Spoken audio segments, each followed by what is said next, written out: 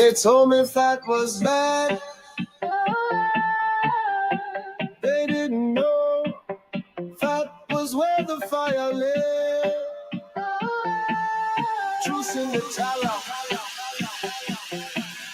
They said low fat was the way to be, but I lost my fire, my mind, my energy. Swapped it back for steak and yolk. Now I rise clean, no crash, no joke. My fuel ain't brown, my fuel ain't white. It's golden butter melting in the light. No sugar highs, no hunger gains. Just real food rolling through my veins. The fire's in the fat. That's where the healing's at.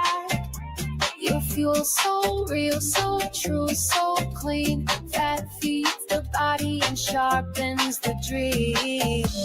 The fire's in the fat. Say it loud, don't take it back. The fire's in the fat. Say it loud, don't take it back. Brain runs smooth like grass-fed ghee. Buttered up, truth in every beat of me. Say goodbye to cravings and crash. My energy's steady, my vision flash. Vitamin A, DK unlocked. Cause fat's the key, not some detox. Tallow in the pan, pride on the plate. They feel what fuels me, that's fair.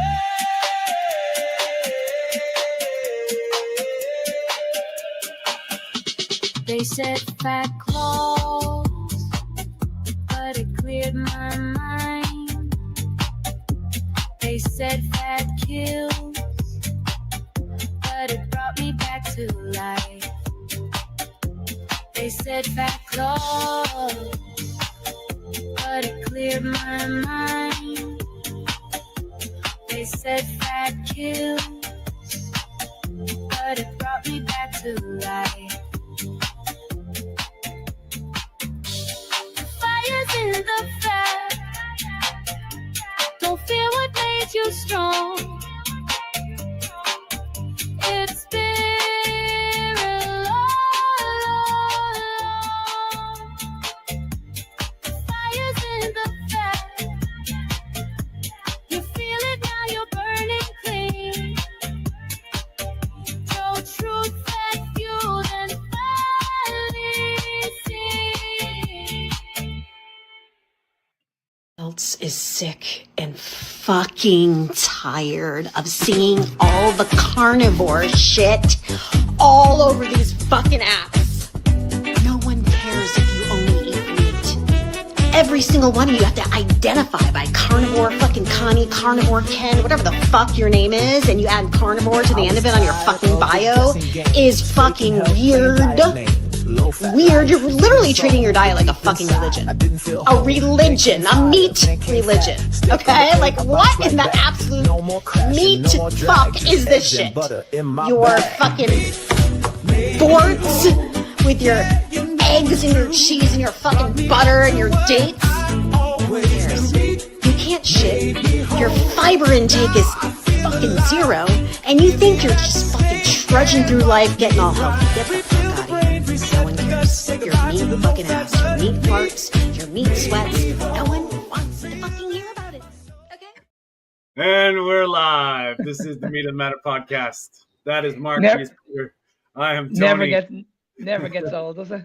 It doesn't. And just for the record, dates aren't carnivore. I don't know why she said that, but anyway, she's gone off on a tangent. This is the place where we meet you matter. And we're live every Sunday, 10 a.m. Pacific, 6 p.m. in the UK and Ireland, and 7 p.m. in the Netherlands and in continental Europe. And today, boys, how are we doing?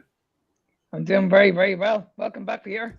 Yeah, it's good to see you back, Peter. So just to give everybody a heads up, we do appreciate all the comments and the support. We're trying to get ahead of things, you know, us tech-savvy guys. We've just launched our new Meat of the Matter channel on YouTube, so we'll be broadcasting it on that as well, and that is on YouTube at MOTHM 2025.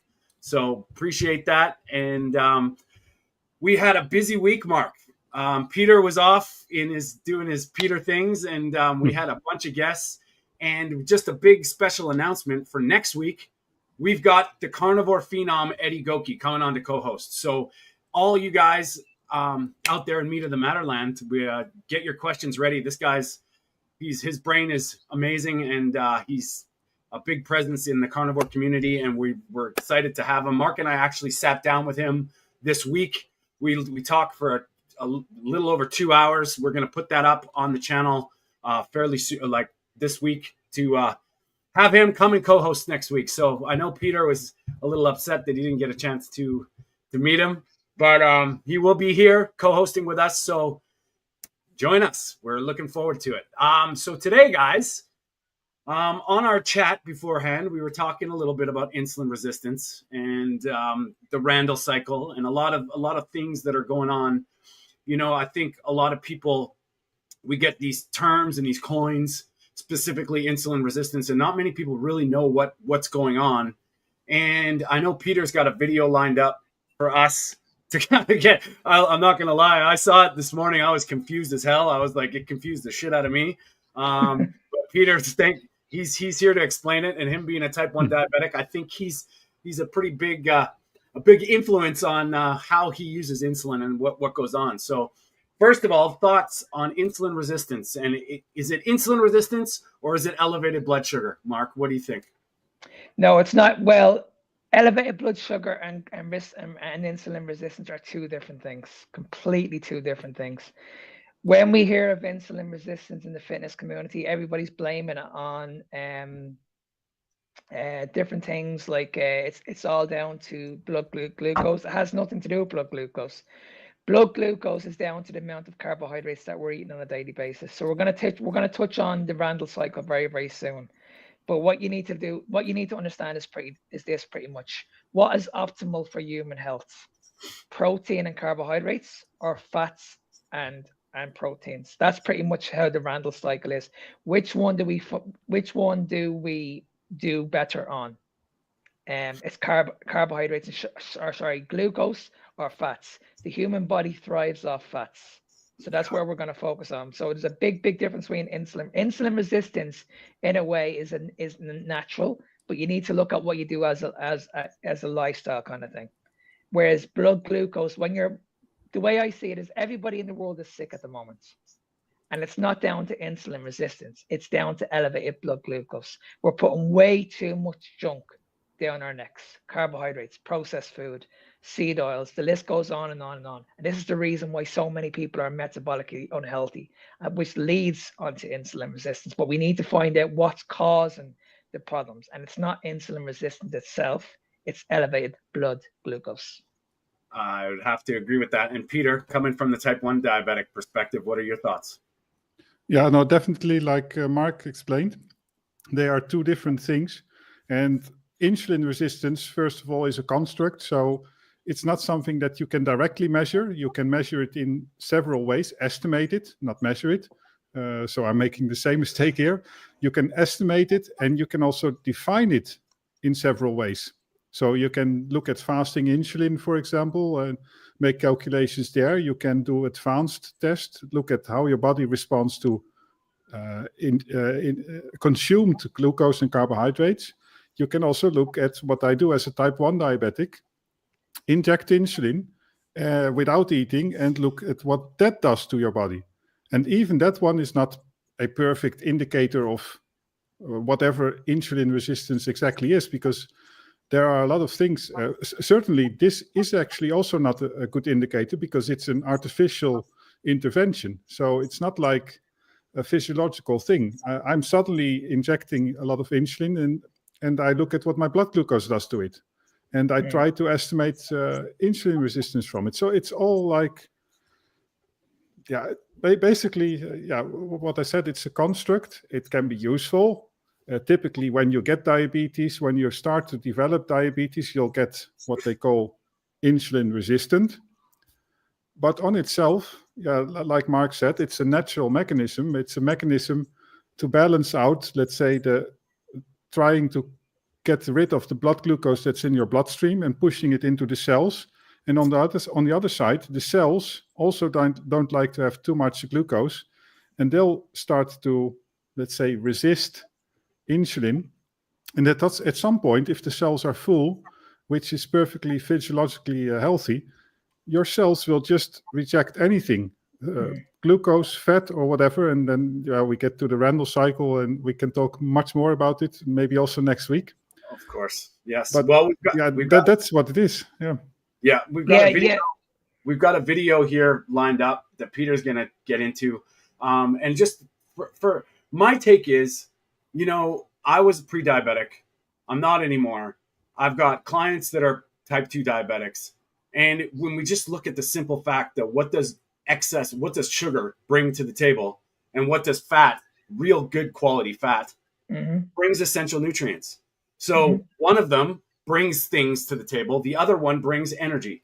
And excess energy, whatever way you want to look at it, that it's I think people get into these boxes, and they just over exaggerate things. And I think if you fall back on what your body needs and how much it requires, it's a good way to simplify it. But we're going to get into some details about. And I'll just add one more point as well, Tony. When we look at carbs and when we look at fats, what's going to cause a nutrition deficiency?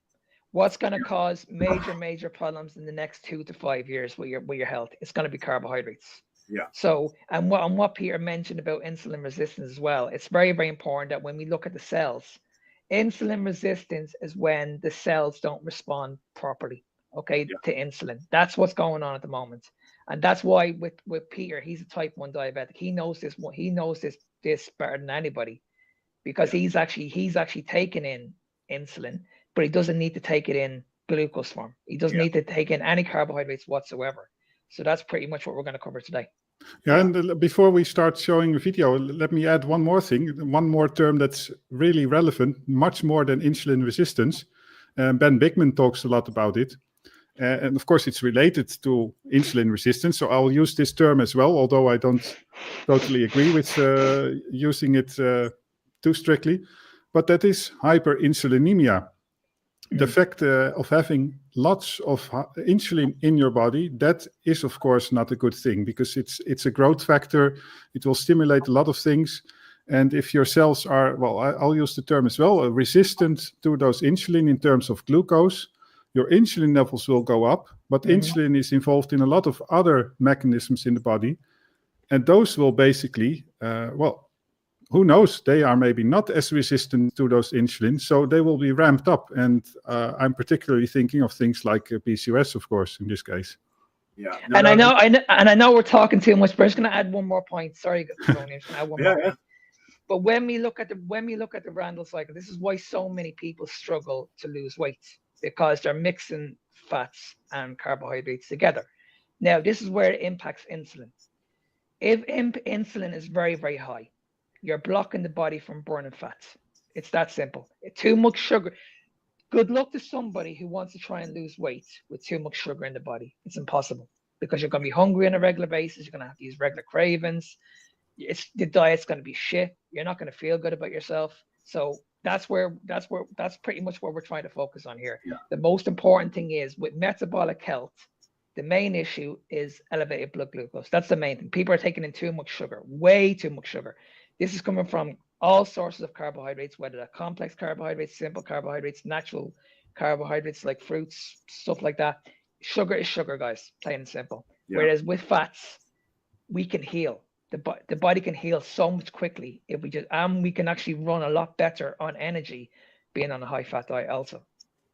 Yeah, we look at Gary Fettke, for instance, in Tasmania. He was I think the lawsuit officially was he was curing type 2 diabetes inappropriately using low carb and high fat. That's just ridiculous. And if anything, I reversed mine from his I think his talk was one of the catalysts in my journey when he was saying how they came after him. And it's just, it's true, it's insulin puts energy into cells. And, when we look at it from that standpoint, we want to be, Robert Lustig, even like in his book, Metabolical, keep the insulin down, and it gets, I think, we get so many angles of this thing and who's right, who's wrong. I read Ben Bikman's book, Why We Get Sick. excellent explanation of the consequences of elevated insulin. And then today, when we get into Peter's explanation and get into a bit about the Randall cycle, taking it a little bit further. But a lot of people, they get sort of confused, and I think it's good. Yeah, and a common theme that we'll see is that people get distracted by numbers. So insulin resistance already being a construct, but also people then think like you should be below certain levels, and the same with insulin levels as well. I mean, it all depends on where your body is at that moment. So your body produces your insulin. Well, for me it doesn't, but anyway, it basically means that those levels are correct, unless you have some condition or so. But typically those levels are correct, and the same with insulin resistance, even glucose levels, as long as you are not ingesting too much exogenous carbohydrates. Right. Correct. Well, should we dive into your confusing video, Peter, and you can walk us through it? And it's interesting, but yeah, it's mind blowing when we actually hear this, some of it's nonsense and some of it from your standpoint. And the insidious thing is that it's a bunch of nonsense, but there is also some truth to it. Like with the sugar diet, there are some elements of truth in it, and that actually makes it even worse. Yeah. And I mean, from my standpoint as well, as we look at, the way I kind of go about things is we start with essential nutrients, what the body absolutely requires.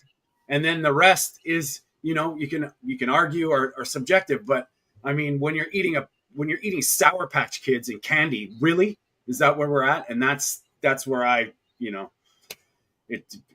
this subject won't die. It's still going crazy over the internet. So I think it's really good that we're talking about it. Peter, do you want to play the video, and let's just get right into it? Yeah, let's go. Carb to insulin ratio of 2. When I look at the very same... The insulin resistance diet is a 3-piece approach to completely reverse insulin resistance. And those 3 pieces are low fat, plant-based, and whole food. So I started doing some research, and I discovered 2 books that basically pulled me into this vegan experiment that I'm going to tell you about. These books are Reversing Diabetes and Mastering Diabetes. The authors of these books claim that insulin resistance in all type 2 and type 1 diabetics can be significantly improved by following a low-fat plant-based diet, and that diabetes can be pretty much reversed in most type 2 diabetics if they get on this diet. This is my breakfast bowl. I've been eating this bowl or a similar one for the past 180 days, and I absolutely love it. And this bowl is probably way over 100 grams of carbs. If you came to me a year ago and told me that this is what I should eat for breakfast as a diabetic, I would probably strongly disagree with you. Back then, my go-to breakfast was eggs with turkey ham, avocado salad, and protein bread. That low-carb breakfast only had about 10 to 15 carbs. But I've made some major changes to my diet 6 weeks ago, and some very interesting things started happening. Exactly 6 months ago, I would consume no more than 50 grams of carbs per day on my ideal day. And on such day, I would need to inject 27 units of insulin. For every 2 grams of carbs, I needed 1 unit of insulin. That's a carb to insulin ratio of 2. When I look at the very same graph from last week, it shows I consumed 283 carbs per day on average, and I injected only 21 units of insulin per day. For every 13 grams of carbs, I needed 1 unit of insulin. That's a carb to insulin ratio of 13. So how is it possible that my insulin to carb ratio went from 2 to 13? How is it possible that my insulin sensitivity improved 6.5 times? So in 2 weeks, I went from carb to insulin ratio of 5 to carb to insulin ratio of 11. That's a 2-fold improvement in insulin sensitivity and a 5-fold improvement in insulin sensitivity when we compare this to the low carb period. Yes. Yeah. Wow. I think that's a good moment to stop, because That was a lot of confusion and a That very was complicated unbelievable. table. So painful, Yeah. so painful. And it just, just to stop it. Are we continuing that, Peter? Or are we done? There's a little bit that's Okay. just curious, Well, maybe to close it off he- later, but the he- opinion of this, I forgot his name. And not to slag anybody, but he looks real healthy, doesn't he? That little guy that's introducing this, That was the first thing I was gonna say. Like, Yeah, I don't know. there's no muscle on his body whatsoever. Yeah. All right. So Peter, No, I mean, aside that, I mean, he looks like he did before, more or less. So I wouldn't say that he has worsened or anything because of the diet, but But he did follow a low carb diet for 1 or 2 years before, and yeah, it's amazing that now he switched to a diet that for me is not just sort of the opposite of low carb. It's even worse than a standard diet. In my standard diet period, I would not have eaten 280 grams of carbohydrates as a diabetic. Yeah. Can you do me a favor, Peter? Can you back up to that graph where he was explaining, so you can explain what's going on? Because, you know, from everybody, Peter's type 1 diabetes, he has to be aware of this stuff. So, you know, I'm sure you've gone through all this stuff. And, yeah, well, these not too much, but what he's saying is showing here, and some numbers are missing, but he's basically showing the bars where they are green, he is in range, and the yellow part is out of range. And it's important to realize here that we are talking about the diabetic being in range. And for diabetics, doctors tell you you are in range when you are below 180. And if your average blood glucose is like 130 or so, doctors are happy. And your A1C would be a 6.5, 6.8. That would be really great. For healthy people, of course, that is, we know better. And I don't like this whole idea that as diabetics, we are using different reference ranges just because of the risk of hypoglycemia, because that's the underlying reasons. Basically, doctors are just afraid that you use so much insulin that you'll end up in hypoglycemia, and that gives acute problems, whereas hyperglycemia, being too high, is sort of okay. It's, just damaging in the long run, let's say. Yeah. So it's a bit like the food industry, right? That tobacco is clearly bad by now, but food damages you in the long run, and the companies can get away with it. Yeah. Can you put that graph that shows the 3 diets? Yeah, I think that's better, because here he's basically showing that he is sort of in the same range as before, whether he's low carb or high carb. Yeah. And these tables are much more interesting. And first of all, I'll start right away with the fact that people get distracted by numbers, because in the before last row, you can see how much insulin the guy is using per day. And in the left column, he was on his low carb diet. In the middle column, he was switching. So he was basically maxing up the Randall cycle. He was eating a lot of carbs while his body was fat adapted.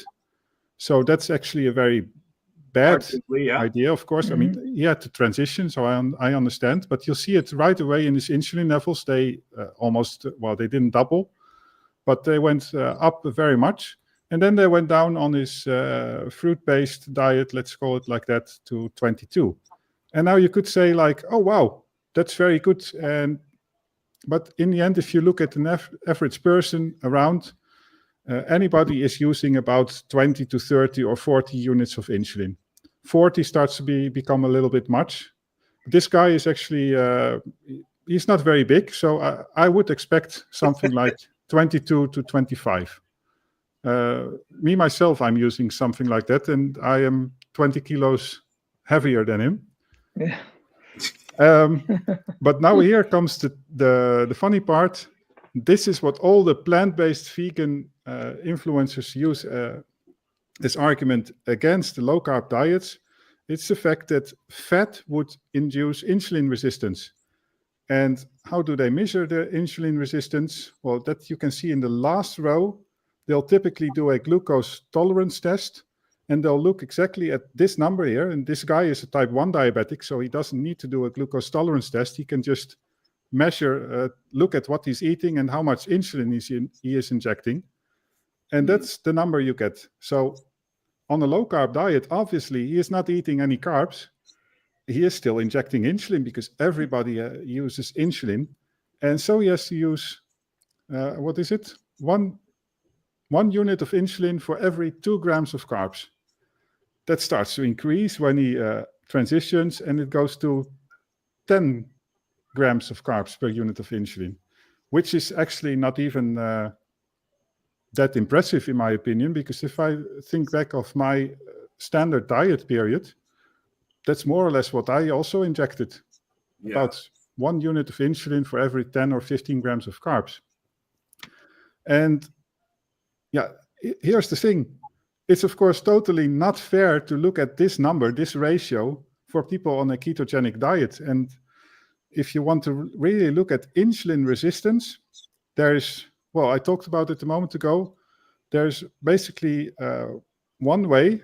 It's still not optimal, but one way to look at it is by injecting insulin and looking at how much your blood glucose responds to that insulin. And for non-diabetics, that's a bit more complicated because, well, I can do it. It's not super accurate, but I can get a very good idea. If you're not diabetic, well, you have to get an infusion with glucose and insulin, and they call this the euglycemic hyperinsulinemic clamp. That's a very long word. It's quite an invasive procedure. Sounds like fun, man. Sounds like fun. It's not healthy, I think. Although, yeah, I don't know, but it doesn't sound healthy anyway. No. That's how you can measure it, sort of. And then still it's a construct, because what do we know about the actual insulin requirements at that specific time, that specific instance? And yeah, just one more thing that amazes me, and that's especially, you see it a lot also with this Mastering Diabetes community. Yeah. People do get good results. I mean, for diabetics, it's really good to go from an A1C, like you see in the first row, from 7 or 8. This guy was already doing well. He's a type 1 influencer, and he knows a lot of things about diabetes. So he was at a 6.7, which is not that bad, let's say. And he went to a 6.4. Sounds great.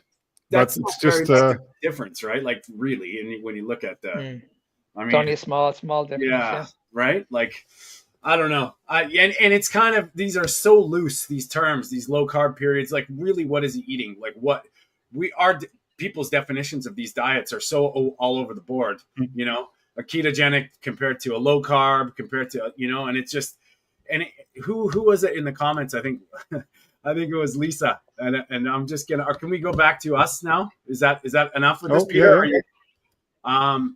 She was like, why are people fighting their human biology? Just eat damn meat and be strong men for your women. I love it. And that's what it comes down, you know, in my opinion, before we get into more technical stuff.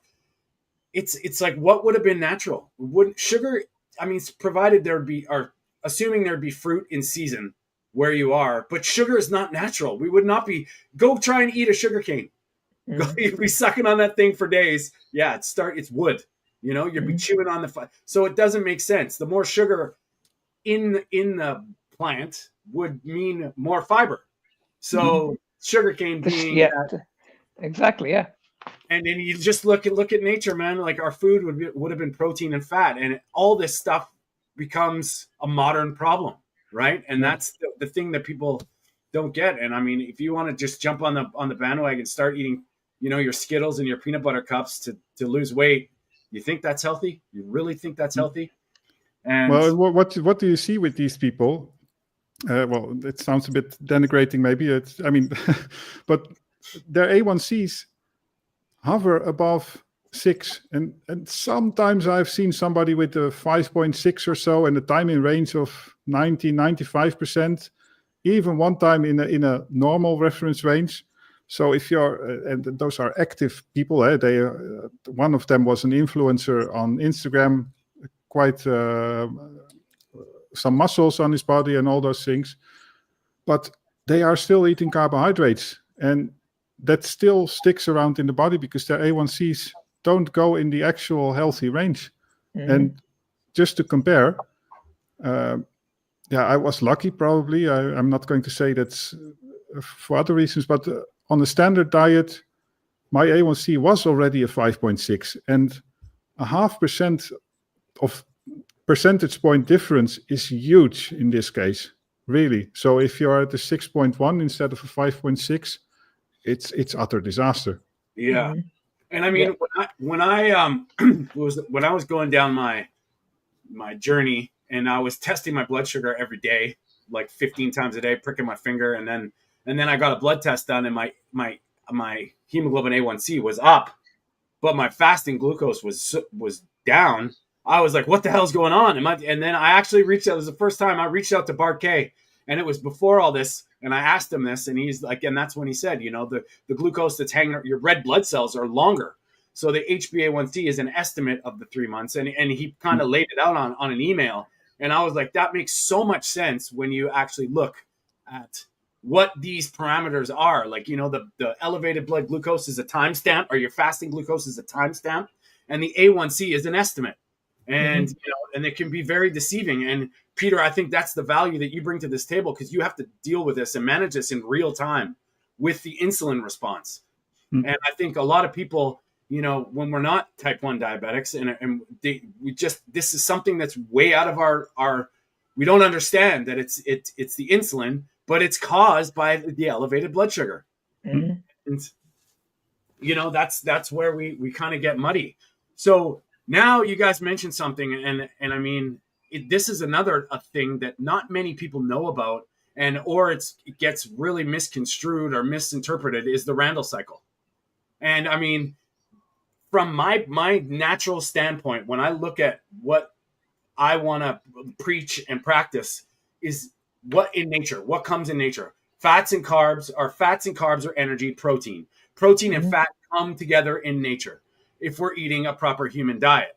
So why, when we mix the energies, we mix carbs and fats, theoretically, in my mind, from a scaled back way, that would be disaster, because it's excess energy in whatever form where the bodies can't deal with it. We know the liver compartmentalizes and prioritizes danger. Then all this stuff gets overactivated, and obviously our hormones start getting out of whack. So I think a lot of these answers in nature, but we don't go there. We just try to overcomplicate it. But that is the Randle cycle. So Mark, do you want to start off and sort of, can you give maybe a cold notes or a version of the Randle cycle in your you pretty much nailed it, Tony. It's just like what I mentioned at the very, very beginning. When we look at the Randle cycle, it's very, very simple. Okay, I know Peter will probably talk about the science part of it, but I'll just talk about the logic part. You need to just look at what's optimal in the human diet.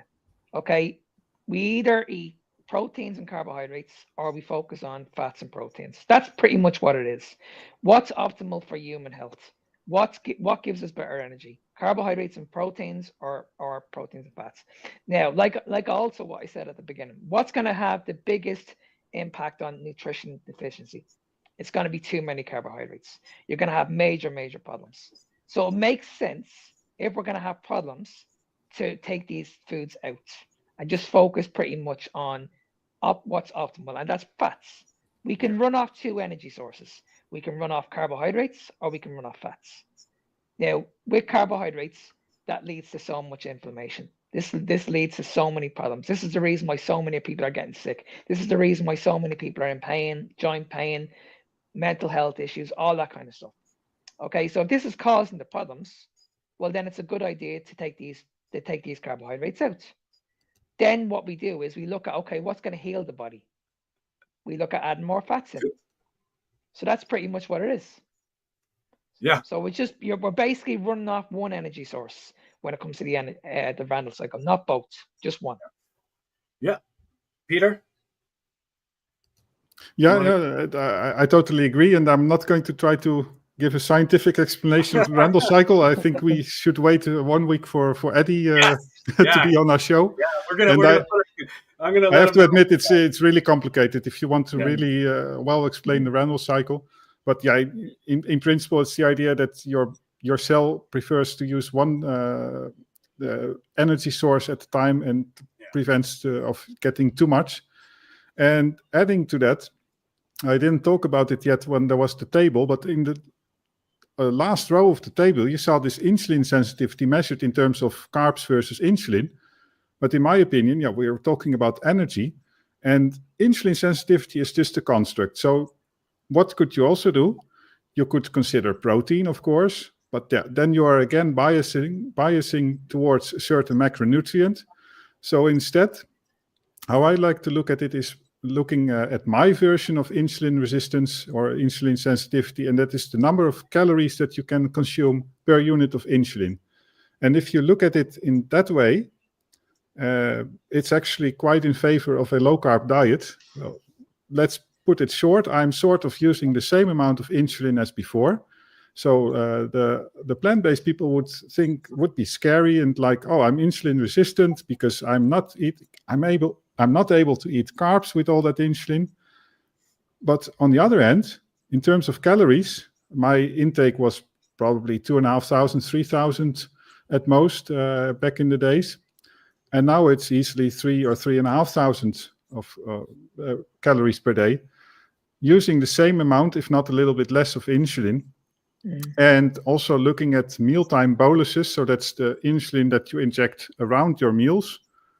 That's actually much lower. I tend to inject 3 or 4 units. If I have 2 meals a day, that's 2 times 4 maybe. Yeah. And what my point is actually that I want to make is that this is a much fairer indicator of insulin sensitivity. And then still, of course, it has all its limitations, but at least when you do a comparison study between a low carb and a low fat diet, use this kind of measures, apply a long enough washout period, because we saw this middle column. This middle column is the period where things are just chaotic and you shouldn't look at it. Wait for people to have done a keto diet for, let's say, a few weeks at least, and look at what's happening. Yeah. And I mean, efficiently getting fat adapted. I mean, we all, like when I was new in the keto space too, it was like all this ketosis. And I can't remember who it was, but someone said, no, it's fat adaptation. Mm-hmm. So this all changes. And I think that's the problem is we look at these things from equality, from an equal standpoint, when your body is completely different than mine. And our physiology and our environment and our life factors all have parts to play, your exercise level, your stress level. And I think we always put these things in is or isn't categories, which there's always nuance. And I know Lisa made a great point here with, people laughing at us. If you could imagine an alien species looking at this world, like trying to look at human beings, like figuring out like, what are they eating? And I mean, quite often my thing is start with a proper human diet. Just put it on the table. Think about what that is. And, and then start questioning it. Go back to, okay, if you think broccoli was a proper human diet, where did broccoli come from? If you understand that it was crossbred and made from a certain family of plant, then you would have realized that we started the crops at some time. Would that have been a species specific appropriate food? Mm-hmm. Maybe, but it wasn't available all the time. So you can do that with almost everything that you're eating and look at something and tie it into ancestral or what a proper human diet is. And I think with energy, where we would have got our energy with fat, potential energy, there's no reason to store fat except for an environmental or some kind of reason for your body to be holding it, potential energy. So in order to tap into that potential energy, that would make sense to me that your body has to be safe and release the energy. Exactly. Yeah. And that's where the fats come into, because you're tapping into you're tapping into your own fats. Whereas the argument is this, and I always have this with the carbohydrate crowd.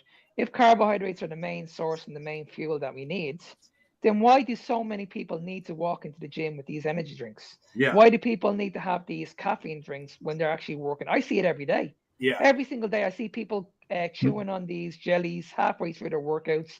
After their workout, they're dying to have those protein shakes because their energy levels are down. So when Peter spoke about calories earlier on, if you look at, say, 1,500 calories coming from carbohydrates and 1,500 calories of fats, those 1,500 calories of carbohydrates, they're probably going to run out probably in 3 or 4 hours on average.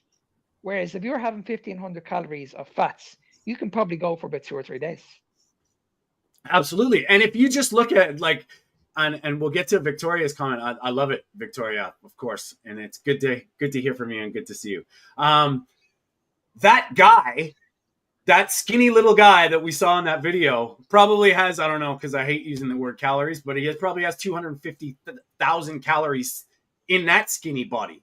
So tapping into that is a whole other conversation, right? Like you know, we look at these energy in so many different ways, but insulin resistance is a misnomer. What is happening with the Randall cycle is it will prioritize fats for fuel, but in the presence of high carbs, that means blood sugar in the bloodstream will rise. Exactly. I mean, Exactly. bang Nailed on. it, yeah.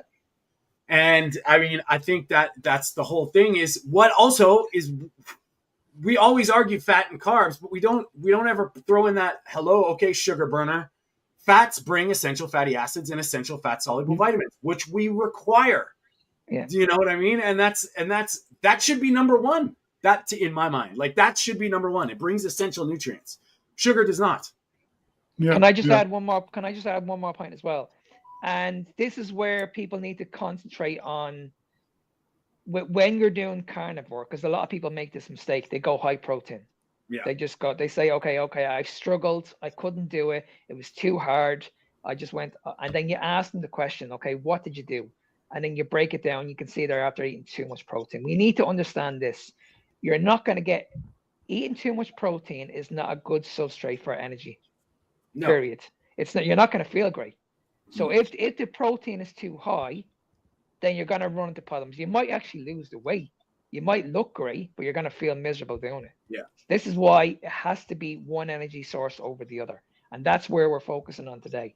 That you can be a lot better on a higher fat diet than you can be on a higher carb diet.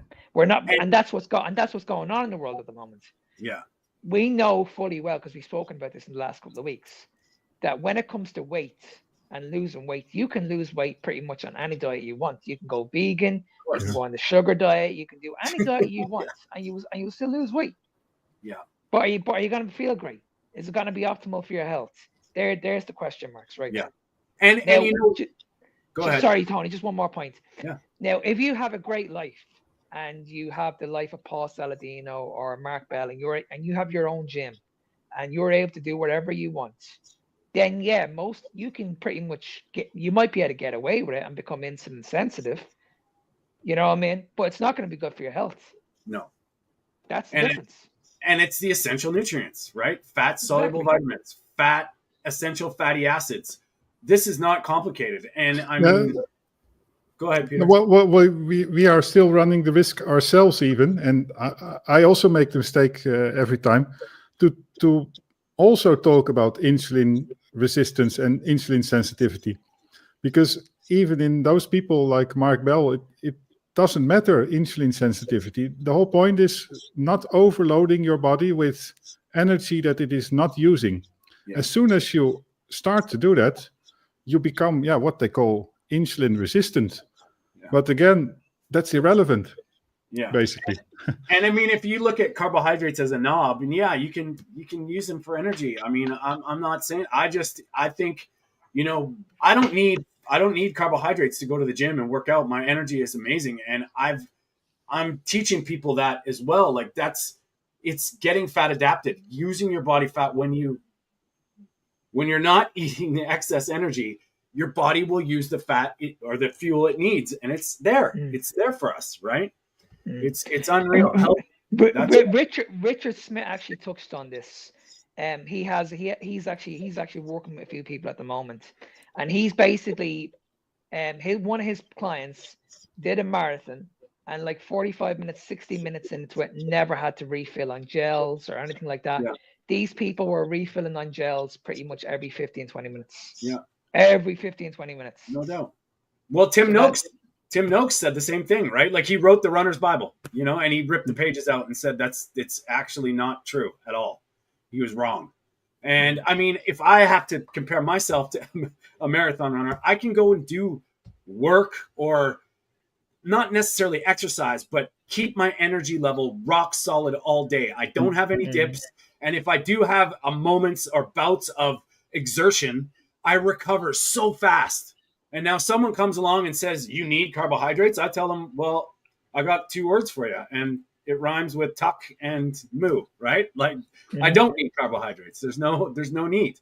And I feel great every day doing it. And what does the brain run off? The brain doesn't run off glucose. Right. It runs off cholesterol. Right. Your brain is made of fats. fat and cholesterol. So Right. when we look at the glucose arguments, yes, your body needs glucose, but this is where gluconeogenesis comes in. Exactly. Your body, you know what I mean? Your body can actually produce this. So this is what we're talking about. You don't need to get this from outside sources. You don't need to get it this from... is where they always try to fool you. That then they'll tell you that your brain needs carbohydrates, and of course it uses glucose besides ketones. But as soon as carbohydrates are in your body, you shouldn't use the term carbohydrates anymore. I mean, of course, glucose is a carbohydrate, but your body doesn't run on carbohydrates, just glucose and ketones. No doubt. And that's Byron Carnivore Beats, man. Please, guys, make sure you subscribe to his YouTube channel and his TikToks. He brought us that beautiful music this before the show. And ironically enough, it was Fire is in the Fat. And it was all about what you need is in fat. I mean, it's not rocket science. And all these people saying you need carbohydrates, well, it's just not true. You do not, you know, and the longer you go, the more efficient you are at using fat for energy. It's just, it becomes more and more apparent. I mean, we've all been doing this for years now. And the secret is in my diet is my protein to fat ratio. If I'm feeling off, I add more fat. If I'm, you know, if I'm still hungry, I try some fat first. I always play around with the fat. Sometimes I realize with my steaks or the meat I'm eating, it might be leaner than others. So that can be a factor as well, you know, just adding. Yeah, this is the fat that I was eating this afternoon. This is a rib roast aged for 1 month in the fridge. Oh, wow. And the fat that came off it was really wonderful. Oh, I love it anyway, this type of fat. I eat it raw most of the times. And just a reminder to your body. I think we got to do a segment with what Peter eats. I think we got to do that. I think that's going to be a new feature in the matter. Anybody in the comments want to know what Peter eats? You just tell us yes, and we'll do it because he has some pretty creative stuff. I mean, yeah. I mean, he makes me jealous with his lamb burgers. Those ones look really good. No, but I'll tell you, this was really the nicest dry-aged piece of meat that I've eaten so far. Oh, right on. So that's kind of like beef jerky. Look, Peter, they want to know what you're eating. We got to do it, buddy. It's really fatty. There you go. So that's what we're going to do it. Look at this. Everybody's commenting, Peter. They want to know what you eat because you've got your beautiful Dutch charm is getting fed adequately. We love it. All right. And thank you guys for engaging. Thanks for commenting. If everybody could please subscribe to the new channel. We just launched it today on YouTube. It's MOTM 2025. It's hashtag Meat Doesn't Matter. We're getting it going. We appreciate all your support and all the comments because we love it. And that's why we're here. It's awesome to engage with you guys. But we're going to do the segment, Peter. Okay, we got to talk about that. We're going to do what Peter eats. And we're going to do a feature every week. I'll pay attention to not eat anything too embarrassing. Yeah, what do you mean embarrassing, Peter? You got the menu. You got the broadest menu of a carnivore. I have to confess that a week ago I did eat some chocolates, for example. So yeah, we heard. Well, you know what? What Peter? You've been known to go bananas once in a while too, so we understand that. But we got this week. We got a little. We do a segment every week. It's it's what I've come to love about Mark. And every morning when I hear his TikTok videos, I can't wait for it. So we'll get into it this week with this. These guys are getting richer while you're getting sicker. Write that down. Write that down. Write that down. Write that down. Write that down. Write that down. These foods are highly processed, complete garbage, and I can promise you now, I wouldn't even give it to my fucking dog. Write that down. All right, buddy. This week on Write That Down, we got a couple videos here, Mark, so we'll get into it here. 76 grams of protein in the Premier Tesco meal deal. The 16 grams in this Yo Sushi salmon poke bowl. 25 grams in the Graham's protein yogurt. And a massive 35 grams in the For Goodness shake. People have been loving these shakes because they've got just 6 ingredients in it. Here's the receipt. All this from Tesco for a £5. Wow, Mark. Another epitome of health there this morning. I was like, Oh my I God. was like, what? Oh my God. So 76 grams of protein, boys. for a $5, and I wonder how long the ingredient list was. Oh my God. Holy shit. Yeah, and Holy he shit. looked like the epitome of health personified as well. Peter, what are your thoughts on that?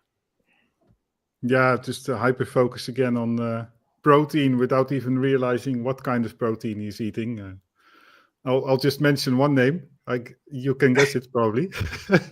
His first name is Peter, and his last name is not mine, but it's Ballerstedt. Yeah. Peter Yes. Ballerstedt. Learn about protein, and also in the whole discussion about agriculture versus how do you say it? Well, meat versus plants in terms of feeding the world. Yes. Well, look at what type of protein you are feeding the people as well, because protein from grains, they are worse, and also they are not measured correctly. Yeah, no doubt. Exactly. And Peter Ballerstedt's like one of my heroes, to be honest with you. He's like, his logic and the way he's learned stuff about protein, being a forage agronomist and studying animal husbandry, is pretty good. You can match it to, they're not humans, but they do have things. And I mean, how do you think that, Mark, that little protein Tesco bomb, whatever it was, how would that do for your insulin resistance? Oh my God, I'd be in bits after that. In bits. and the thing is, like, I'd eat all that and I'd have to eat again in an hour's time. Yeah. Right? For a $5, you'd be spending 50 quid. Yeah. Right? And it's incredible, because I actually put up another video last week of a guy sitting in a car, going on about the carnivore. He's talking about it's a fad diet, and then I put up a separate video that he's there in the background talking about fucking protein bars, protein yogurts, protein supplements. You're gonna get 75 grams of protein here, and I was like, holy shit! Like, where's the real protein, buddy? Yeah. It's like, and you only have to look at this guy. There's not an ounce of muscle on him. And he talked in his video there, I think it was last week, that he was 40 years of age and he had his top off. And I was very, very tempted to put a video up of me with my top off and just put like 50 on top of it. Yeah. No, I was very, very tempted, but I said, no, I won't do it. And like, I look at those things and I just think, just look at the ingredients, man. If there's a bunch of ingredients, it's probably not good for you. I get people sending me stuff all the time. Is this good? Is this good? I get pictures of ingredient lists, and I'm like, just once you read past the first two, what do you think? If you can't pronounce that chemical, it ain't good for you. It's all marketing shite. It's the same with low calories. Anything you see on the front of a label, low fat, low calorie, sugar free, all this high protein, all this bullshit. Yeah. We need to be looking at the back. Forget about what's on the front. This is just all marketing crap. What you see on the front is not a true reflection on what you see on the back. If there's a list, like what Tony said, if there's a list of ingredients on it, then guys, it's not good. Yeah. It's not good. No kidding. And it applies to meat as well, because if you buy grass-fed meat, at least in the Netherlands, they'll use all kinds of terms like not grass-fed and grass-finished, because that's sort of clear, although it's not a protected label here anyway. But they'll say something like, I'm not sure how you say it, but like meadow cows or so. So sort of vague terms suggesting that they are in the grass all year round. Yeah. Yeah, basically you don't know what you're buying. Oh, man, Lisa overcooked her ribeye today. That's not fair. That's okay. We've all done it. We've all been there. It happens.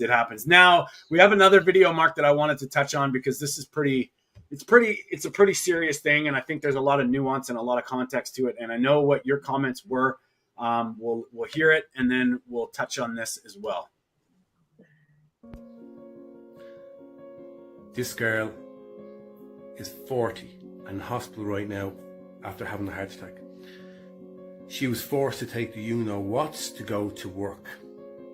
Now, as you all know, young people are dropping like flies. Young people are having heart attacks like never seen before. Just look at the data. Heart attacks are through the roof since the you-know-whats came out. Excess deaths are up by 25% since the You Know What's came out in December 2020. It's all there, plain and clear to see. All you have to do is look it up. People, we need to get this out. If you're having any problems... Okay, so this is a little bit serious, and I don't want to get into too much of the you-know-what theory, but Mark, your comment on after that was, I think, spot on, because regardless of what you've done, if you're eating a bunch of crap and you're not aware of what actually is the cause of this, it's going to make things worse, regardless if you got the you-know-what or you didn't. Like, and that's where we're coming from our perspective, trying to help people metabolically or be metabolically healthier. And obviously heart disease is the number one killer, regardless of the you-know-whats. So I just wanted to get your take on that, Mark, and your message was pretty profound after it. Right, guys, how are we doing for time? Well, we're good. I mean, I'm good for time. This is something that I'm really, really passionate about. This is something that really, really annoys me.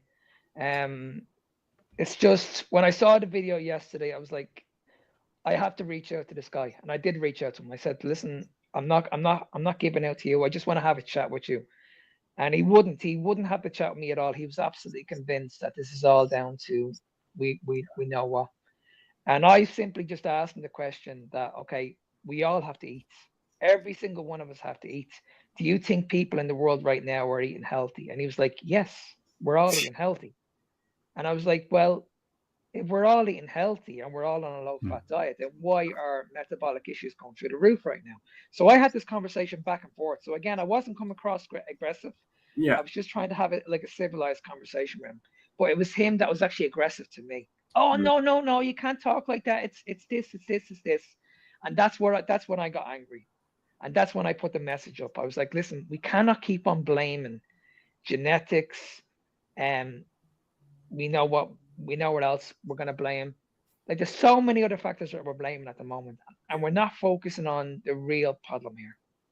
Yeah. And that's what's really, really annoying me. And I put up another video yesterday as well. Like, young people below 40 years of age, guys, are having heart attacks. Yeah. Like, it's 1 in every 12. Like, it's happening every single day. Like, it's incredible. It's absolutely incredible. When does it stop? Yeah. When does this? I did a 5-minute video on this yesterday. It's the longest video I've done. And I woke up yesterday and I was like, listen, I need to nail this. I need to make sure that people actually know about this, because I was so passionate about it.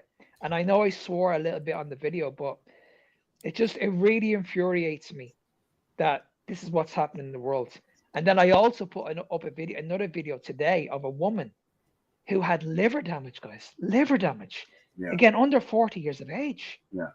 And she thought she was doing great by taking these injections. Yeah. She could have died. Yeah. Like, why isn't there more done about this? I know. And Mark, in my take on this is too, like, I have my opinions about those things that we will not mention, but and I don't think they're good. Unfortunately, I think a lot of people got sort of, for the wrong reasons, whatever.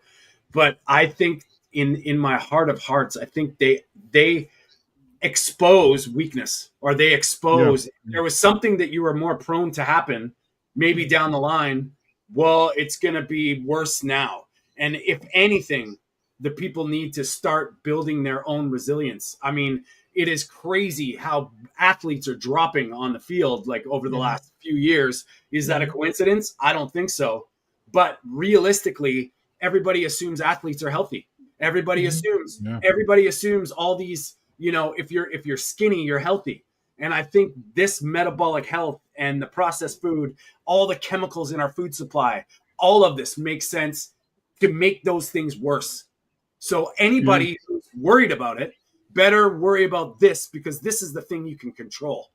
Mark, you had something to say. Tony, just to add one thing to that is that this thing is bad when you're metabolically unhealthy. But the natural version of it, to undergo it, is also bad. Of course, it will also expose all kinds of weaknesses. And I think it's very short-sighted from a person like this to focus on just the artificial version of it. the whole thing was bad. Yeah. And of course, it's a bit easy to think it's all just from the last few years, of course. Yeah. Can I just add one point as well? During the pandemic, were we healthy? Yeah, right. Were we healthy? The gyms were closed. Yeah. Okay, we couldn't get out in the sunshine. We couldn't interact with people. Yeah. But they left the off licenses open. Yeah. They left the All the takeaways liquor open. stores. Yeah. Like, guys, Close- honestly, Closed the seriously. parks. Closed the parks. They closed You know our what I mean? provincial parks and our national parks. They closed them. Government It's- parks. We were fully controlled. Controlled. We weren't looking after our own health, which is what we should have been doing. Yeah. Everybody should have been outside. Everybody should have been interacting with each other, talking to each other. What did he always say about mental health? If you're suffering with your mental health, talk to somebody. Yeah. You weren't even allowed to do that. No. You weren't even allowed to go and visit your family. Holy shit, guys. Honestly, it's the biggest, honestly, what really frustrates me about all of this is nobody's held accountable. Nobody. Yeah. No doubt. And it's shocking that now and I'm not saying it isn't the case, because I have a very strong opinion on those things, but the roots, the things that we can do, that we can control, is bring the awareness to your metabolic, your health, and get healthy. These things are being driven. And I don't know what you guys think about this. We've had a few people on our interviews lately, but I think the sugar diet craze, in my tinfoil hat, guys, thinks it's a plant. Like, it doesn't make sense to me. It does not make sense where you throw all of your health out the window just to eat this stuff and give yourself an excuse to eat candy bars and soda pop. And like, that sounds to me like a marketing, and it's scary and it's sad. And I think, and can I just add one point? It's amazing how this is all over social media. TikTok will allow this to happen, no problems. But when I talk about something that, like, say, cholesterol or fat or something like that, it never gets put up on TikTok, and I actually get a warning for it. Yeah. Like, you know what I mean? So it's like, holy shit! Like, what's going on here? What is going on? Whereas I could put a video up about the sugar diet tomorrow on TikTok and say how good it is. Yeah. I guarantee it would blow. No kidding. Blow up. No shit. And that's that's where I'm looking at this, and it's almost like there's so many things that pop in. I was like, if you're going to be on the sugar diet, you're a vegan. Like, if you're against the veganism, or you're not on it, this is what it is. That's what it is. It's not, you know what I mean? It's crazy how people just start blaming it. And I'm not saying because the statistics are showing every single non-communicable disease is going up exponentially and getting younger. So non-alcoholic fatty liver disease, obesity, type 2 diabetes, all of it. And people are younger. Every year they're younger and younger. And our only solution is medication. Yes. That's it. That's our only solution. You go to any expert. Okay, I don't know what to do here. I'm just going to put you on medication. And we spoke to someone there, Tony, last week. Who was the girl? I know it wasn't actually me and Tony. It was actually me and Victoria. Victoria is on now. We spoke to Krista. Yeah. She was forced to take medication. No kidding. She went to see our doctor. She wanted to lose weight, and our doctor said, "Okay, I need to put you on Ozempic, but I only want to give you." She was like, "Okay, I only want a small amount." She went to the pharmacy, and the pharmacy told her, "Are you sure you want to take this?" And she was like, "What do you mean?" And she was like, "This is a full dose." A full dose. Yeah. And the pharmacy told her, "If you take this, this could kill you." And this is what the doctor prescribes. This is what the doctor prescribed. Victoria will tell you this. Yeah.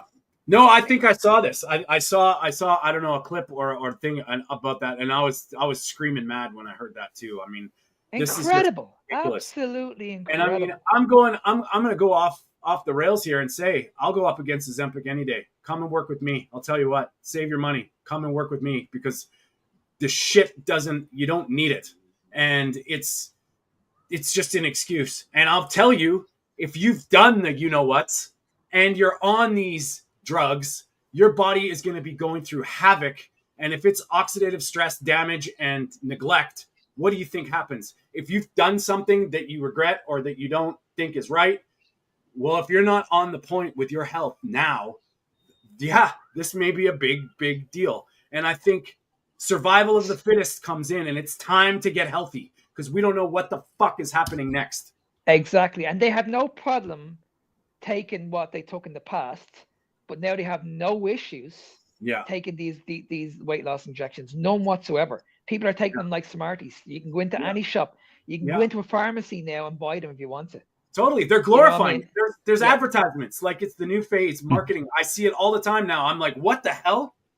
Yeah. And doctors need to wake the fuck up, because what's going to happen is in the next 2 to 3 years, these doctors are going to be gone. We're going to be running off AI. Yeah. No. Like, you know what I mean? So you won't even need to go and see a doctor. Everything's going to be done through AI. Yeah. In most cases, that won't be such a difference from many doctors nowadays, right? Yeah. And you only need to look at what happened through the pandemic. None of us got to see a doctor face to face. None of us. No. It was all prescribed over a phone. Yeah, telemed. Yeah. So how can someone tell me about my health when you've never actually seen me over the phone? Honestly, it's scary. It's absolutely scary. No doubt. And they're already doing, I don't know who it is, one of the AI companies is working on the nurse the nurse is going to be AI, so it's going to be a ChatGPT nurse. Like what? Okay.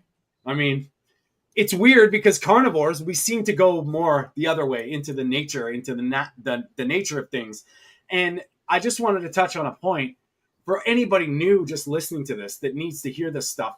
Go back to our videos. Go back to Victoria's videos and Mark's Carnivore Evolution podcast. Go to Peter's videos.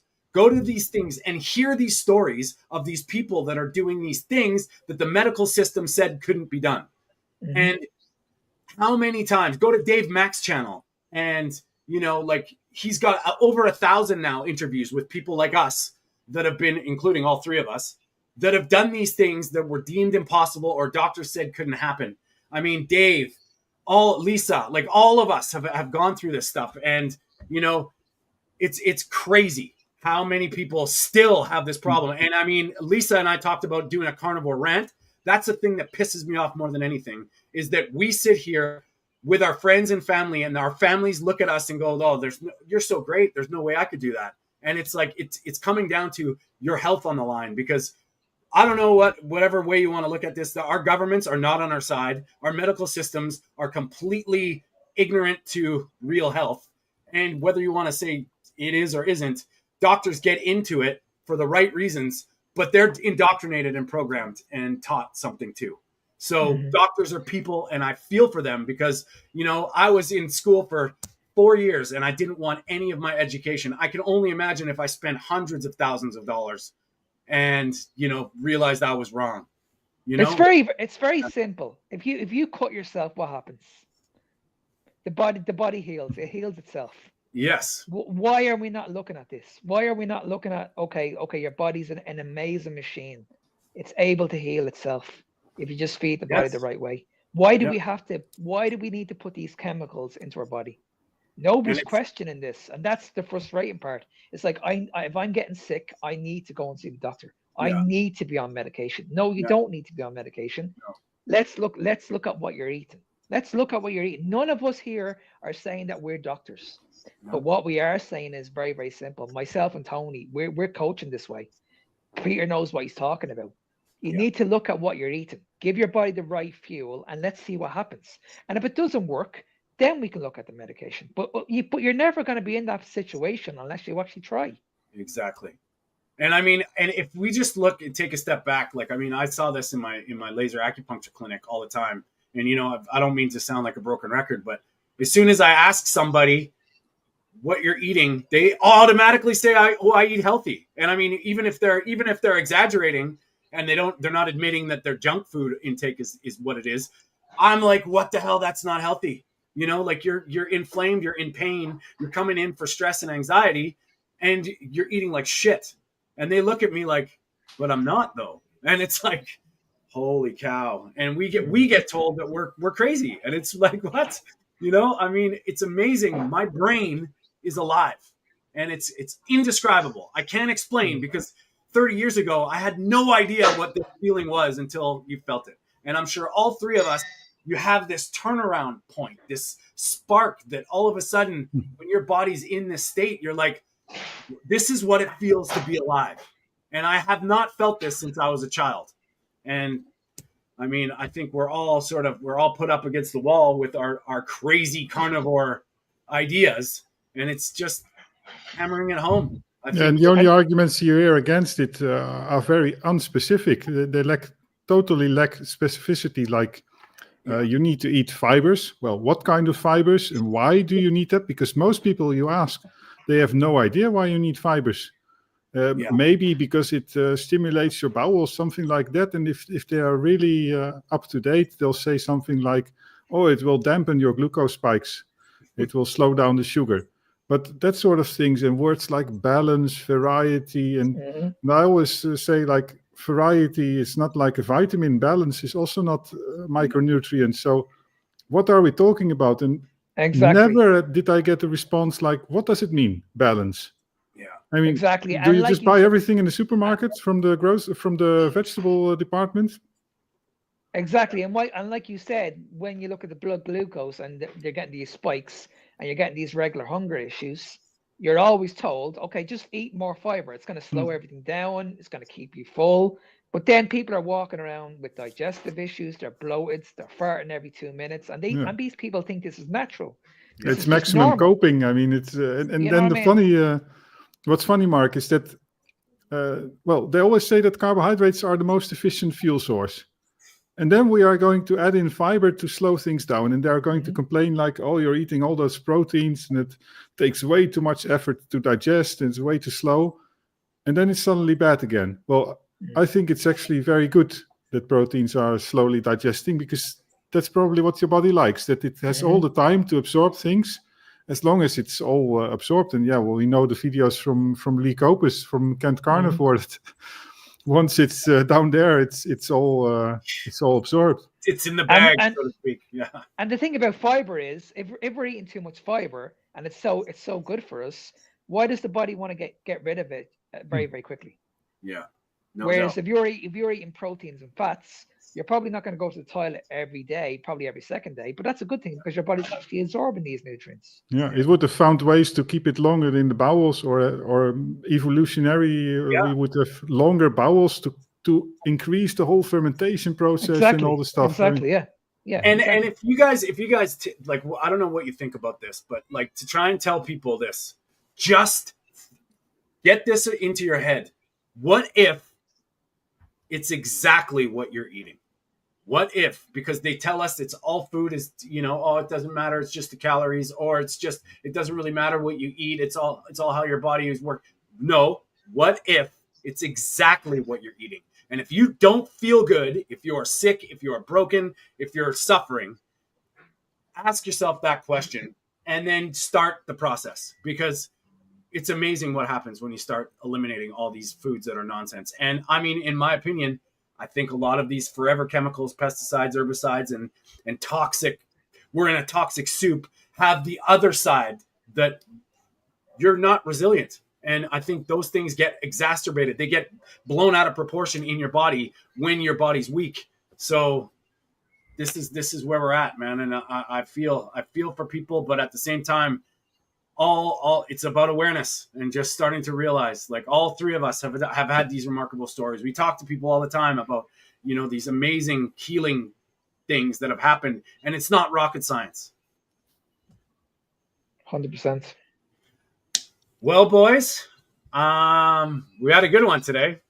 Thanks to all the people, all the peeps out there. We really do appreciate your comments, and it's great to see you guys engaging.